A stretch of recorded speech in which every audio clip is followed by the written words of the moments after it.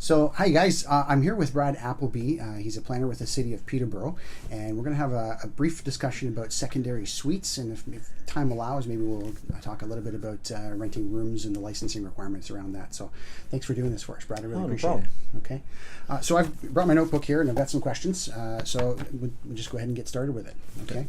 So, just looking for a bit of an update on the state of secondary suites. What's been going on from the city's perspective, and what can the public expect with secondary suites from this point going forward? So at this point, the city amended its zoning bylaw and official plan in 2018, and so it is now legal in many parts of the city to be able to put a secondary suite within a single detached house, semi-detached house, townhouse, or in a building that's accessory to one of those types of houses. So outside in the backyard if there's room and if the other requirements are met? Yeah, right? and so at this point, really what's been happening is people are coming in and they're able to file building permit requests and obtain permits to construct these units. And so as of end of 2018, I counted about 18 permits that had already been issued for these types of suites. Yeah. So that's good. Yeah. People are taking it seriously and doing it correctly. That's excellent. Yeah. So, and that's one of the reasons we wanted to do this, is just so that everybody knows, what is the real process here, and to make sure that, because at the end of the day, it's for safety, right? Yes. We want to make sure that these units are safe for people to live in, and it's done properly. So correct. Yeah. That's great. So a secondary suite, by definition, is...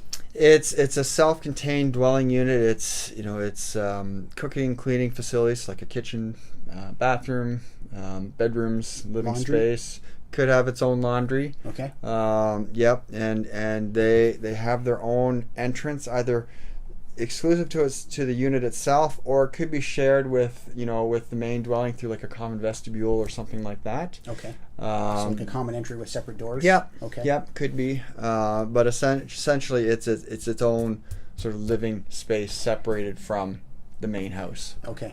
And the other one you mentioned was potentially a separate structure on the property. Yeah. As long as it meets building code. As long as it meets building code, there are zoning requirements that we can get into in a few minutes that deal with secondary suites in general, which would also apply to the ones out in the backyard. But yeah, if you design something that meets building code, then potentially you could build that in the yard. Okay. Yeah. So you mentioned there was about 18 of them that have been applied for. Yeah. How many do you know how many of those have been completed and finalized? I'm not aware of how many have been completed. It's just when I was going through our database the other day, I could see that there was 18 in 2018 that had been applied for. Any new applications this year? Just haven't looked it up yet. Okay, fair enough. So obviously there's a bunch of requirements around adding a secondary suite to a property. Yeah. So what are some of those? So I'll start with sort of my expertise, which is land use planning, and so historically, municipalities in the city of Peterborough, being one of them, prohibited these types of units through their land use planning regulations, so through the zoning bylaw specifically. So we've gone in and we've changed that to allow them. And so really what we have to do now when someone comes in is confirm that the property is eligible from a zoning point of view. So if you have a single detached house, semi-detached house, or townhouse, and if that house is a permitted use in a residential zoning district in the city's zoning bylaw, then it could potentially have a secondary suite. It could be eligible for one. Now, the one catch to that is that there are some parts of town that are still subject to bylaws that we inherited from the townships when we had annexed land. So these bylaws that we've gone through don't apply to those areas yet, but in time those areas will transition into the city's zoning bylaw, and then they will have these permissions as well. Okay. So they have to be a residentially zoned property in the city's zoning bylaw. They can't be located within floodplain. Okay. So no secondary suites in floodplain. Now we do have some mapping internally at the city that we refer to. If someone wanted to call us, we could look up a property and give you a pretty quick indication of what information we have. But if you wanted to get sort of the certain word on that, you could contact the Appleby Region Conservation Authority as well. Okay. They're the sort of the keeper of floodplain mapping. Right. Is there a resource that someone could go to check themselves, or is it better to call? I would recommend calling if you wanted to have a general sense of if an area of town might be problematic. A good resource is actually the County of Peterborough's online mapping system. So our city mapping doesn't have floodplain shown on it to sort of the external website, but the County of Peterborough's interactive mapping actually does. Right. Now I know, having looked at it not too long ago, that some parts of it aren't quite up to date. So again, that's where contacting the Conservation Authority would probably be your best due diligence. Okay. But it still gives you a pretty good idea of what areas might be problematic and other areas that are probably fine. Okay. Yeah. Very good. Okay.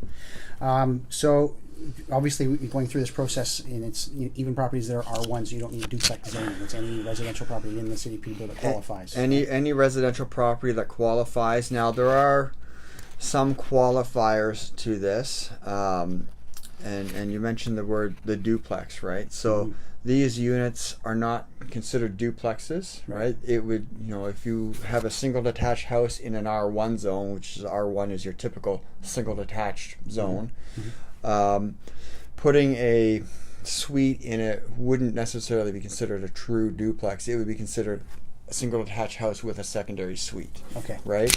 And so the distinguishing feature is that the zoning bylaw places some restrictions on the suite itself, right? So they're limited to 2 bedrooms.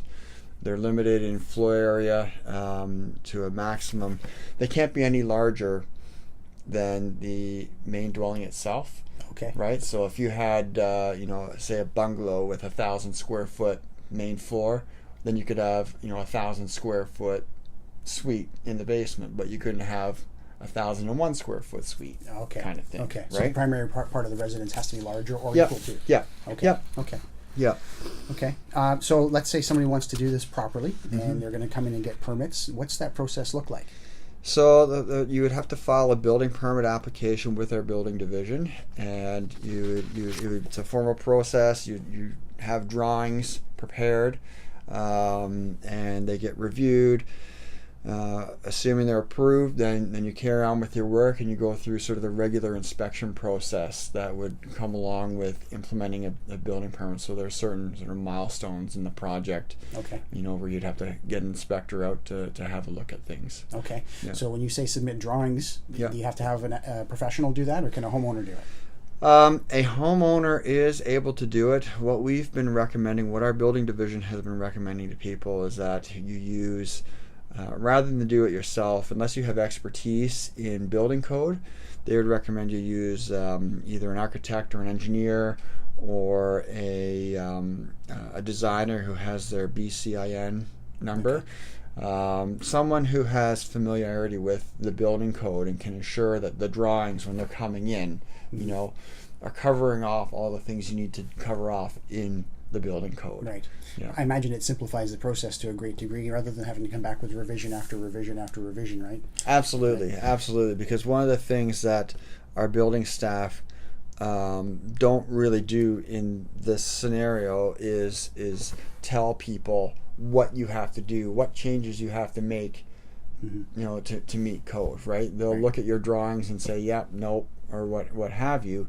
But for someone to come in and sit down and be advised on exactly what you have to do and how your drawings have to look, they don't really do that. Gotcha. They don't have the time or the resources to do that. So it's handy if, when you come in, if you can have that all kind of taken care of by working with a professional who's familiar with the code. Excellent. Okay. Yeah. That's great. So the permits, do you know offhand the cost of getting permits? Do you know what the process? Unfortunately, I don't. Okay. Are we talking about a couple $100s or thousands? Not thousands. It would be much less than that. It would probably be in the hundreds. Okay. Because secondary suites are, for the most part, secondary suites, in my experience to date, are being added into existing dwellings. and or on properties that already have a house but maybe in the backyard where they're adding a suite, they're not subject to development charges. Okay. The one catch is that if you were to try and do a new build, which we haven't really come across yet, we've had a few inquiries, but if you're trying to do a new build house with a suite purpose built right up front, then there is a second development charge that applies to that. So, an additional charge. Yeah, Oh, okay. yeah. So if your typical development charge right now is about $24,000 for a single detached house. If you're going to do a new build single detached house with a secondary suite, well, then now you're paying $46,000 to $48,000 in development charges because they're considered two units. Right. So at some point, hopefully that can be changed. There was actually provincial legislation passed to deal with that issue, but it's never been proclaimed into effect. Okay. Yeah. Well, we can look forward to that then, because that's expensive. Yeah. Because I can imagine, somebody wanting to do that. Yeah. Because it makes a lot of sense. Oh yeah. Well, I can tell you that in the new subdivisions. So typically, I deal with new subdivisions through my work, and the builders there get inquiries all the time from people wanting to, if not put a suite in right off the start, at least have their house set up in a way that it'll be very easy to add a suite. Right, and that's not going to incur any additional cost. No, no. It's going to meet their permitting process for the initial construction, and everything's good. Yeah. 6 months down the road, apply for the secondary suite, and that would be acceptable. Yeah. Right on. Yep. Okay. What about specific requirements? Because I know there's some issues around parking, that kind of thing. Can you describe what that might sound like? So parking varies across town. There are 3 different areas within our zoning bylaw right now. We have the downtown core is one area. That we have the area sort of immediately surrounding the downtown core that basically runs from Park Hill Road down to Lansdowne Street and over to Park Street, and kind of bound by the river. And then we have everything else. And so in the downtown, your parking requirements are reduced, and then they gradually get more as you move out from the center, right? Okay. So right now, if you're looking at a single detached house in the downtown core, what we call parking area 1, you wouldn't actually need any additional spaces for the suite. Okay. You would just need whatever is required for the main house, which is 1 space. When you move out from there in parking area 2 and 3, you would need 1 space for the suite in addition to whatever would be required for the main dwelling. So most of the properties in town fall within, I would say, what we call parking area 3. So if you're dealing with a single detached house, at the end of the day, what you would need in parking area 3 is 1 space for the suite and 2 spaces for the house. So a total of 3 spaces. And that's fine for, most properties. That's fine, especially if you have, say, a 2-car garage and a 2-car driveway, or a 2-car driveway and a single-car garage, because your garage can count towards your parking, assuming the garage internally is large enough to meet the dimensions of a parking space. And tandem parking is also permitted. 1 car in front of the other. Yeah, that's permitted. The one challenge that we've come up with, so not every property is going to meet the parking requirement, and where it comes a problem is lots, especially out in area 3, where you have a single car driveway and a single car garage, and there's just no other room on the lot to add a 3rd parking space. Right. And so we have come across that, where people have asked about properties like that, and unfortunately this wouldn't cover that. It just simply doesn't work. Yeah. So in most cases you need 3 spots there. Yeah. And those interior parking spots in a garage do count, provided they're large enough for a car to fit. Yep. Okay. Yep. Very good. Yep. Okay. Servicing. What about the utilities serving the house? Is there any issue around that?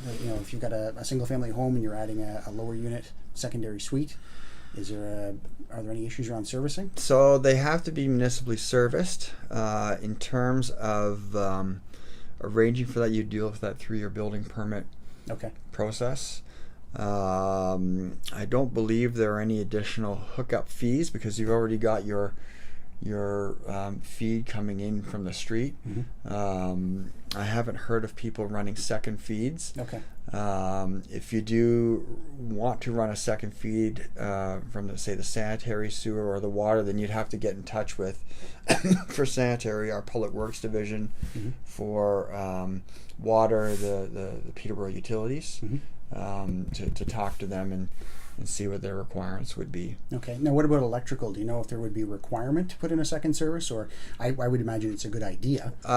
To be honest with you, I don't know on that. That would be dealt with through the permitting process again.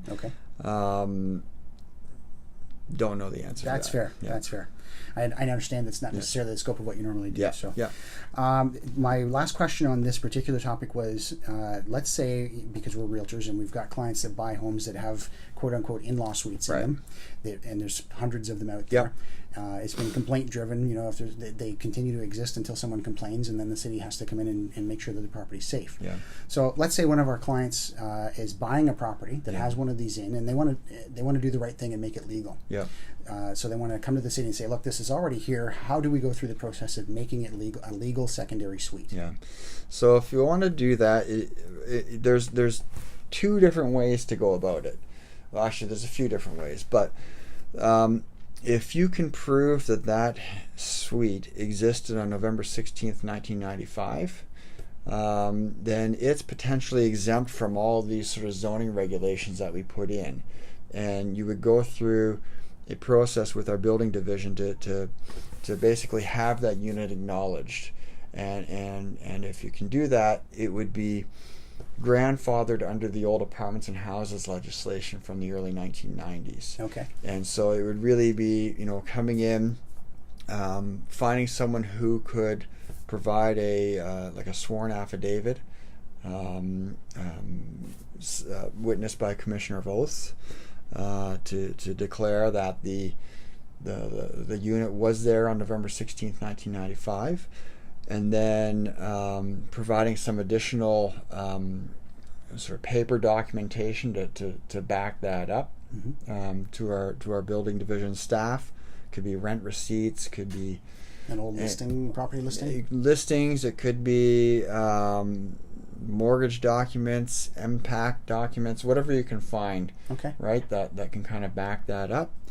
And then you need to pass electrical and fire inspection. And as part of that process? As part of this process, and provide that to the building division. And if you can do all that, then you can get that suite acknowledged. Now it's getting harder and harder to do this as time passes, because November 16th, 1995 was almost 24 years ago. So it's getting harder and harder. The alternative is, if you can't do that, then you could try and legalize it under the rules that we have in place now. If the property is eligible for a secondary suite under the current zoning that we've put in place, you come in, you would still need to do a building permit, even if the suite existed. Get a building permit to kind of recognize what was there, go through the inspection process, and get it legalized that way. So potentially having to open up a few walls to look inside, maybe that kind of thing. I know they try to minimize that. They try and work with homeowners. They try and work with you. They don't really want you tearing things apart. I mean, sometimes you do have to do a little bit of work, but they try and work with you. I know in talking to our building and fire staff, they look for different ways to try and inspect. So like if you've got vent openings, they'll peek in there and that's great. Things like that. They try and work with you as best as they can. Right. Yeah. Okay. Yeah. A question just popped into my head. If I can go back to the pre-1995 use, you used the word "it's existed" at that point. Does it have to be continuously occupied? No. Through that time, it just had to exist. It had to exist as of November 16th, 1995. It didn't really matter if it was occupied as a suite at the time or not, but it had to exist. Okay, that's a good answer. Okay. So that's it on secondary suites, and I'm just looking at the time. We're at about 20 minutes. So, real quick, I know I'm going to get questions about renting rooms in homes. Yes. Excuse me. So, if you can just give the Coles notes on that would be great. And then after this, too, I'm going to ask you, if you can share some of the documentation. I'll link it to this video as well so people can find it. Maybe links to the city website or to some files that you might be able to provide for me that I'll put along with this. Yeah. Okay. So rental dwellings, the licensing of rental dwellings is a separate entity from the secondary suites. Yeah, completely different. But in some instances they could cross paths. But generally speaking, the city's passed a bylaw that requires licensing for people who rent their houses out, or even renting a room out in your house could trigger the need for a license, and it's all tied to how many bedrooms you have in your house. So if you have a 4-bedroom house, and you want to rent out a room in there, then you may need a license and would be considered a small rental dwelling unit. If you have 5 or more bedrooms, and you want to rent out a room or all of the rooms, then you might be considered a large rental dwelling unit and need a license for that. And we also have within the large rental dwelling units, depending on how they are rented out, like if you're getting up 6, 7, 8 bedrooms or what have you, and if they're being rented out in a format where the people have sort of no internal tie to each other in terms of how they're living, so they're not living as a single housekeeping unit, but maybe they're, one person's a student, another person's a whoever, and then there's implications around that as well. They could actually be considered a lodging house. Okay. And there's licensing for that. And if you have a lodging house, you may need special zoning for the lodging house. What I would recommend, if folks have questions on that they contact our clerks department. That's who the licensing process is administered through. Okay. And they would be able to help you out. We do have some information on our website on that bylaw, which I can share the link with you. Great. And then anyone who's watching this will be able to access that. That's fantastic. Yeah. Okay. Very good. Thanks so much, Brad. Hey, no really problem. Appreciate it. That's awesome. Thanks for having me.